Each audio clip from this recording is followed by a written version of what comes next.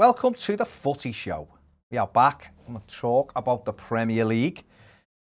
Before we get into it, since we've done the last one, Sergio Aguero, Manchester City have announced that Sergio Aguero will not be staying at the Etihad past the end of the season, obviously. Yes. City are flying, and he could sign off in a glorious way with lots of trophies under his belt again. Yes. He's been incredible, hasn't he? He has. Since they've signed him. There's a video about Sergio Aguero over on the Footy Show channel. You will see a link to it in that corner. Check that out on Sergio And at the Aguero. end of the video, you'll see it on the screen. Interesting.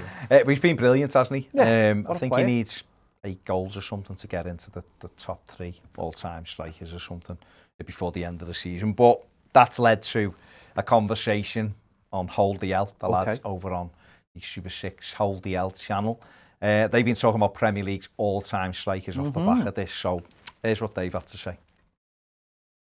You know, for me, he's the ultimate reference point. With Drogba, when you have a guy like this in your team, not only does he step up in the big games, scoring the goals to win you the finals, in the important games, to get you those 3 points in big games too, but he also helps the other teammates score goals as well. And, for Drogba, if he wasn't so unfortunate with injuries, because if you look at his minutes played compared to goals scored, essentially that becomes like 1 goal every 2 games, which is crazy. And, he really did suffer a lot with injuries throughout most of his seasons. And even then, he's still got over 100 Premier League goals. He's still struck fear. He's a guy that people still remember to this day. If you're an Arsenal fan, DT, I'm sure sometimes, you get nightmares every now and then, remembering Drogba just terrorizing your team completely. And, you look at his trophy records, he can talk the most. 4 Premier League titles, FA Cups for days, a Champions League, and ultimately the whole point of being like a big attacking player is to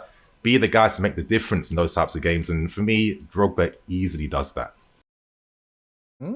Chat about Didier Drogba, who is obviously one of the greatest Premier League strikers, I think. Definitely. Not so much in terms of goals, purely scoring goals, but just as an athletic target man type who's a real handful. He's always very good against Everton.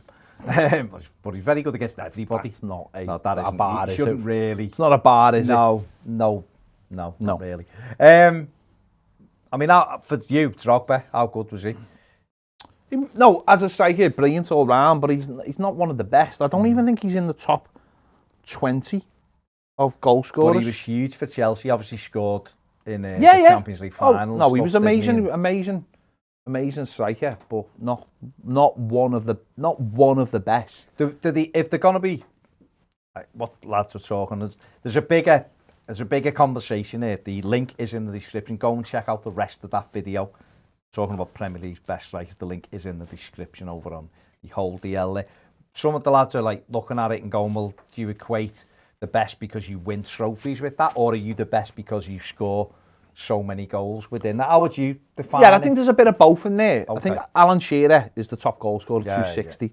Wayne Rooney got 208. Now Wayne Rooney's got a hell of a lot more trophies. So I'd put Wayne Rooney ahead of Alan Shearer. Just because, Shearer won 1 trophy. Now he made a personal decision to go to Newcastle and he continued to score the goals. And he scored all kinds of goals. But Wayne Rooney made a very conscious decision, a very personal decision, some may say selfish decision, to go to Manchester United. And he got all the trophies out of it. Yeah. Where Shearer, and I think that's part of what makes you a great striker, is make those decisions. And I think Drogba's an amazing striker, but I wouldn't consider over the whole period of time. I mean, Frank Lampard got more goals than Didier Drogba did in the Premier League. So, where'd you put Thierry Henry then? Because he was a brilliant footballer as well, wasn't he? I put him. If I'm honest, he'd probably be first or second for me. Genuinely, because I think again he's 6th on the list, 175. Yeah. But again, what did he give to Arsenal? What did he provide?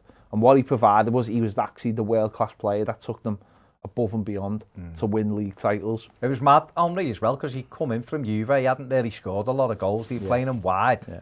And I think he scored his first goal for Arsenal against Southampton, and he hardly scored, and then all of a sudden, he just went on that run and it just became an incredible player and scored some unbelievable goals, didn't he? You know, Andre, that one he flicks up against United and volleys it in. The one when he went round everyone against Liverpool and scored. And, I think Shearer, just for the amount of goals, Andre and Wayne Rooney would be my top 3. They'd be the top. But where does Sergio Aguero for you then? Because he come into Manchester City just before the season they won the league. He obviously, the Aguero moment, which we all remember. Yeah. He came in, I think they just won the FA Cup when he come in. But then he's had that 10 years of them being incredible, and he's been at the forefront of most of it. So where would you rate him? Because he's done both. Really he's scored loads of goals and trophies. Really, really high. He's got 181 at the moment. If he gets 7 more goals, he can go into 3rd place above Andy Cole. So I'd put him really high. You know, he's the 4th top goal scorer, and he probably would be around there in terms of what he's done as well. Because he's an incredible footballer. He was such a talent when he came in. Man City grabbed him under the noses of a few other clubs that were maybe oohing and ahhing him. And he has helped take Manchester City to the next level. Yeah. Someone who obviously scores very important goals as well as tap-ins. Obviously scored the goal for Manchester City, the defining goal, which basically, you know, changed their fortunes and their history going forward. So, massive player for them. Let me ask you, because I on the Aguero video I called it the most iconic goal in the Premier League era. Yeah. Would you agree with that, or do you think there's been? No, I think it's the most iconic goal in football for me since Michael Thomas. In 89. I prefer Michael Thomas's. Yeah. But it was a defining moment of you know, to win a league title in the 94th minute is ridiculous. And taking it from your rivals who were champions at that moment. Well, taking it from them on that day, rivals in that minute. Yeah. So I for me, and to score the way he did, the composure to ride the challenge and smash it in. I look at it like this as well. Who would you, if you had one big moment, who do you want it to fall to? And Aguero would be very, very high on that list. Yeah. I'm not, you know, you mentioned opened it by someone, Drogba. I'm not sure I'd want it to fall to Drogba. Even though he scored huge goals, I'm not sure I'd want it to fall to Drogba. Yeah. I'd want it to fall for someone like Aguero or a Shearer. Yeah, it's interesting. It is an interesting debate because it's that balance, and you hit the nail on the head with Rooney as well. Rooney was an unbelievable footballer. We should say now, wasn't he, to effect. Unbelievable footballer, but got the goals as well and got all the pots to go with it as well. So we had the whole package where Shearer have obviously fantastic what he did for Blackburn. Him and Sutton won the league on their own practically for them. Yeah. Well, made the big difference for them. But then that was it. He went to Newcastle because he supported them, and it didn't quite happen up there. Rooney done everything, so you look at it that way. And Aguero, I guess, has done very similar. So it's going to be a big miss leaving. I think he's going to leave the Premier League. Yeah, I think he will. But what a fantastic, for the £35 million, I think they bought him for. Buttons. Incredible return. What a football, and he will be missed. On to the Premier League then this weekend. Yeah. The first game of the weekend was a massive shock in the result. Chelsea against West Bromwich Albion, and Chelsea had got off to a decent start. Everything looked to be going on course for them. You know, Alonso hits a post and Pulisic knocks it in. It's 1-0. They don't concede goals at home under Thomas Tuchel. They're 1-up. They didn't. Happy days. And then Thiago Silva, who'd been booked, then throws a... I know he's trying to block a shot, but it's a reckless challenge jumping through the air when you're on a booking. And he catches the lad, and he can't complain. And West Brom scored 2 goals in a couple of minutes and run away with it in the end. And to score 5 goals, you know, Matheus Pereira scoring 2 goals in 2 minutes at the end of the first half, 2 injury time minutes at the end of the first half, to put them 2-1 up, and then they go 4-1 up. You know, and Callum Robinson scored an absolute peach of a volley to make it 3-1. Yeah, absolutely brilliant goal. And you know, I know even though Chelsea pulled one back through Mason Mount, didn't he? You know, West Brom got a 5th in stoppage time. So 5-2 For a Sam Allardyce team to score 5 goals is incredible anyway. But Thomas Tuchel to come back down to earth with a bump. I think one thing that's been forgotten, well, I don't know if it's been forgotten, but Christensen was brought on for Ziyech after 33 minutes. So you've already used that defensive sub in that moment. And obviously them getting 2 before half time, before they could make another change, maybe just what took the game away from Chelsea, because then suddenly you've got to make a change and you've gone behind. Whereas maybe if that sub hadn't happened, as soon as he went off, they could have brought Christensen on, straight swap for Silva, and kept you would have expected them 1-0 up, make the change. Yeah, they'd probably have gone on, but with already making that change, and then because it was so close to half time, momentum. They've benefited from it, and then they've got to come back into the game, and West Brom have took it away from them. Fair play to them. It's weird though, one of the goals, I think it was the equalising goal, Kurt Zouma just lets him run. You know, when he runs in behind Pereira and just slots it, and it's like just basic defending from Chelsea. I think sometimes they've been really good, haven't they? I think sometimes when things change on the pitch and suddenly things are happening really, really quick, players can fail to adapt. Whereas maybe if the manager straight away had made a change, it might have slowed the momentum down. Well, I mean, they'll be kicking themselves because they were in a great position in the top 4 before anyone else had played. If they'd have won the game, they'd have been 4th still, but obviously losing that. West Brom at the other end seemed dead and buried, and they've still got a mountain to climb. They're 8 points behind Newcastle. But a great result for them. No, it's a great result. Absolutely, it's a nice little result for them, yeah. Yeah. Yorkshire derby after that, Leeds beat Sheffield United 2-1. Jack Harrison's put them ahead. Rafinha, again, the chief creator with a great bit of skill, give them the lead. Ben Osborne levelled just before half-time, and then Phil Jagielka own goal 4 minutes into the second half, give Leeds another good win. And for Jags, one of them where I think he has to throw his foot out because there's lads behind him who'd have probably scored, not whether it's Bamford or behind him who'd have probably scored anyway, and it ends up in the back of the net. But big win for Leeds, just to keep them going. I think they're on 42 points now, so they've had a brilliant first season in the Premier League, haven't they? Sheffield United obviously relegated, aren't they? Things going for next season. Man City, Leicester. Man City are 5. Obviously Leicester being in good form. City looking to try and get that title sewn up, and they were just far too good for Leicester. You know, we all laud Leicester about how well they've done, and they've been brilliant this season again. But Man City are just different gravy, aren't they? And professional performance, did the job, dominated the possession, double the chances Leicester had. Yeah, they're in the sweet spot, aren't they? They're just everything's going. They can interchange players as well. And they're it's all going well for them. I think they still need the 4 wins. I think if United won a game in hand, there'd be 11 points. So they still need 2 or 3 more wins. 4 wins it is. Like they practically. It's there, isn't it? Yeah, it's theirs. And then later on Saturday night, Liverpool went to Arsenal and spanked them 3-0. I was hoping for a 0-0 draw. Didn't get it.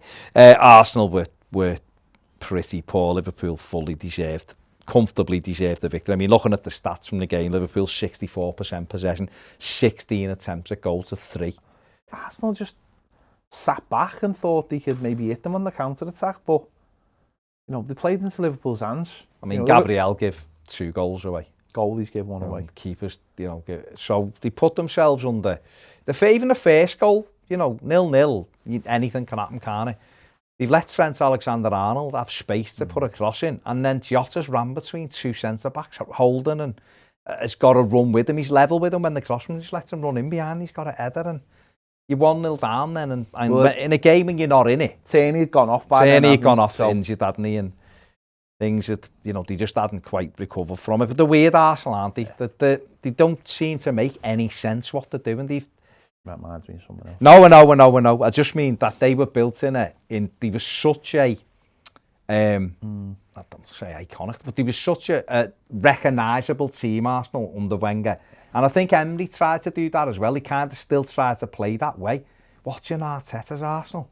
He's trying to do something different, isn't he? He's trying to bring young players into the team and build them up. Yeah. And it will, no matter whether you like him or whether you don't like him, it'll take time, no matter what that thing. He's trying to clear out the old and bring in the new, and that will take time. If it works, then it could have longevity, but it's got to work. Got to work, yeah. It's if he'll be given the time. But Liverpool winning obviously put them back massively in the hunt for fourth place. Back in. I mean, I thought they were dead and buried the other week, for it looked like, but they've had a couple of wins away from home on the run, haven't they? And Chelsea have had a little stumble there, so obviously Liverpool are right back in the hunt for that top four now, and if they get momentum, we know how good they are when they get momentum, course, so they're right in it. Sunday lunchtime, Southampton, Burnley. Burnley raced into a 2-goal lead and looked to have, looked like they could be on the way to another important away victory, but Southampton, Stuart Armstrong and Danny Ings cancelling out goals from Chris Wood and Vidra.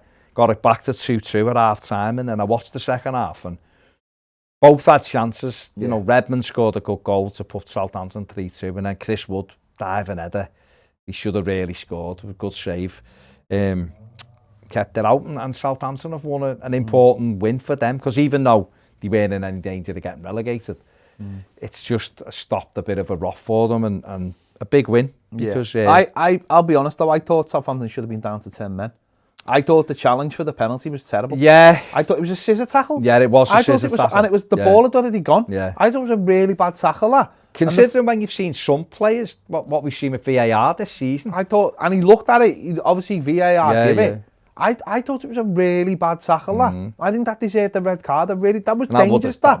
Those scissor tackles, you know, they're like breakers, aren't they? You know, they are, because you've got no control, and, you know, I thought that was a really bad one. I think they should have been down to 10 men. And that would have given Burnley, obviously, 10 men and 2-0 up. Well, 1-0 at the time, wouldn't it? But they'd have been a goal up. And obviously, against 10 men, would have given them a great chance. I mean, there's still, even though Burnley, I don't think they're in any danger whatsoever, you know, it still keeps them down the wrong end as far as they're concerned. Newcastle Spurs was after that. I watched this game. It was mad. Newcastle went in front, Tottenham trying to play out from the back. Didn't clear it, ball broke down, squared, and Joe Linton gave them the lead, and obviously give Steve Bruce a little bit of a chance to celebrate. And then Newcastle, straight away, Tottenham just attacked them. They cut them open like knife through butter. Huge bit of luck for Harry Kane. Defender tries to clear it, it's Kane, rolls past the keeper and he levels it. But then a minute later, 2 minutes later, he sees the ball and dispatches it like Harry Kane does. And from that moment, Tottenham are into the top four as it stood, and you're thinking they'll go on and win this now. But, you know, again, defensively, not great. And they allow Willock to score with, Joe Willock to score with, 5 minutes left. Frustrating for Mourinho. Not really frustrating, is it, though? Because he's defensive. No, but what I'm saying is, attitude, you're 2-1 up against a team that hasn't been scoring a lot of goals. You want to see the game up. Well, we know this, don't we, from stuff we've done. Go and beat them. But, all the stuff's come out since, obviously. I mean, look at the stats, though. There's Tottenham 59% of the possession. Attempts at goal, Newcastle 22 attempts at goal to Tottenham's 11. Yeah. Absolutely pulverised in terms of... Because what they do, sit back. Invite them on. Sit back and invite them on. Go and beat them. Big point for Newcastle, though. I mean, Spurs, huge opportunity missed. They're on 49 points. Newcastle, big point.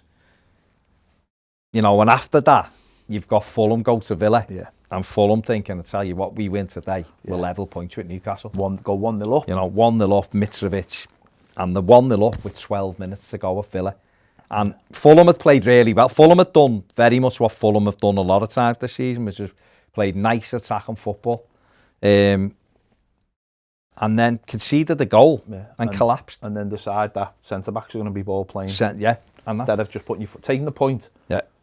Putting your foot through it every time it comes back to you and taking the point. But no, and at the end of the day, Fulham have had their little purple patch, and I think they'll go down now. Do you? Yeah, because I think Newcastle can grind out these points. I don't think Fulham can. And I think... I still wouldn't write them off yet. Because there's the one win between the two clubs. No, I know, but... And they played each other I know that, last but day. I just think Newcastle will get enough points by those little...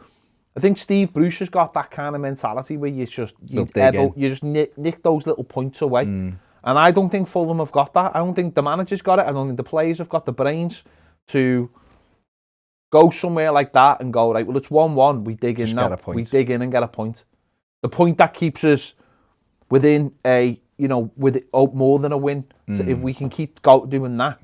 And Newcastle have got a game in hand as well on Fulham, but Fulham do have a better goal difference. So it's going to be easy. It's going to be easy. It's going to be interesting. Fulham are going to have to get a win from somewhere and then match Newcastle to give themselves that chance last day, aren't they? Yeah. Very disappointing for them. Man United beat Brighton after that one. Brighton took the lead. Danny Welbeck against his former club. But Rashford and Greenwood, 2 second-half goals, giving United that securing them into second place in the Premier League. Obviously, after Leicester lost their game. United the better side by a mile, 58% possession, 15 attempts to Brighton's 5. But a good win for United, so they're comfortably into second now, 4 points ahead of Leicester.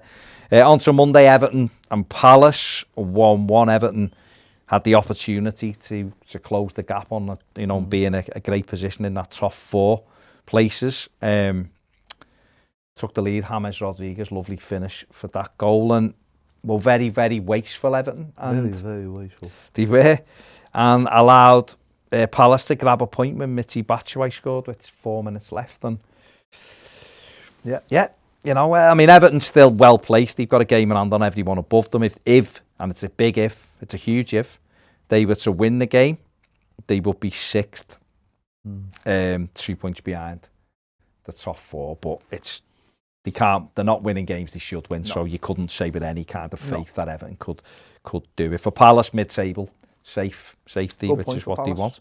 And then the final game of the weekend, West Ham raced into a 3-0 lead at Wolves.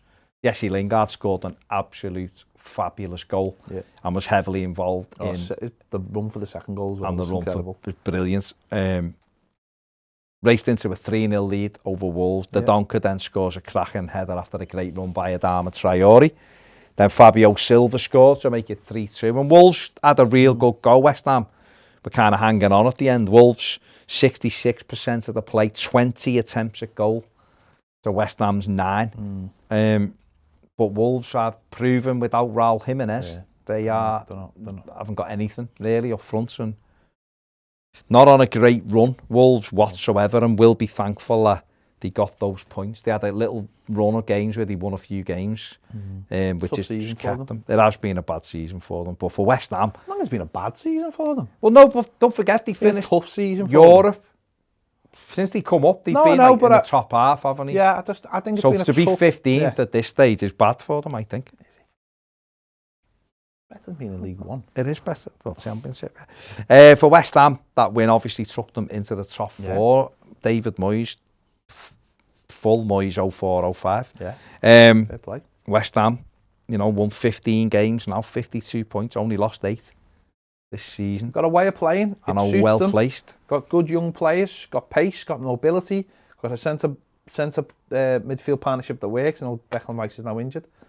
They've got annoyingly stuff I crave for and they do. Stable, aren't they? They are very stable, and that's what Moyes has brought to them. And they need to get him put him under a contract as soon as possible because he's doing a really good job. Why do you think they haven't given him a contract? I have no idea. I still think they want Frank Lampard in the summer. Maybe they do. The crackers. I think that's why. Maybe they think if they get Champions League or whatever, they need someone who's got more nous. But I don't know. I think they're mental. I think they should be doing it. I think they will get European football. No problem. It looks like, I think they'll have no problem. I think another 3 wins, they're in Europe. Yeah, 3 wins from 8 games in Europe. So fair play to them. They've been excellent this season and they've done really well. And he deserves a big pat on the back because when you look at that team and you go through the team, they're not brilliant. But it's a unit, isn't it? Got a way of playing. Antonio plays up front, doesn't score a lot of goals, but is a threat and a handful. Fornells, he's getting a tune out of now. He's been there a couple of seasons. Bowen's doing well. He took a chance on him. Lingard, Lingard is the one. He's elevated them. Since he's come in, they've gone up another level. They've been excellent. They've got momentum as well, which is the thing you always need to get momentum. When they won at Goodison at New Year's Day, I thought they were poor. you know, I looked at them and thought, maybe do well, top 10, he'll be all right. Souček scored, he's been great for them. That was the turning point. But they've gone like that since, and fair the turning play. Point. Yeah, they've been excellent. So fair play to. It's going to be interesting. The last 8 or 9 games of the season, still things up for grabs. Champions League place up for grabs, European football, and still an outside chance of Fulham getting out of it. But they're going to have to defend better than they did at Aston Villa at the weekend. And you wouldn't rule Villa out of Europe either. They've got a game in hand as well, so very interesting. There you go. Let us know what you think in the comment section below. Don't forget to check out the rest of that greatest Premier League centre forward debate over on the Super 6 Hold the L. Check that out. The link is in the description. Make sure you subscribe to the Footy Show channel. It's got its own channel with shorter videos as well. Give that a little subscribe as well. And we'll see you later.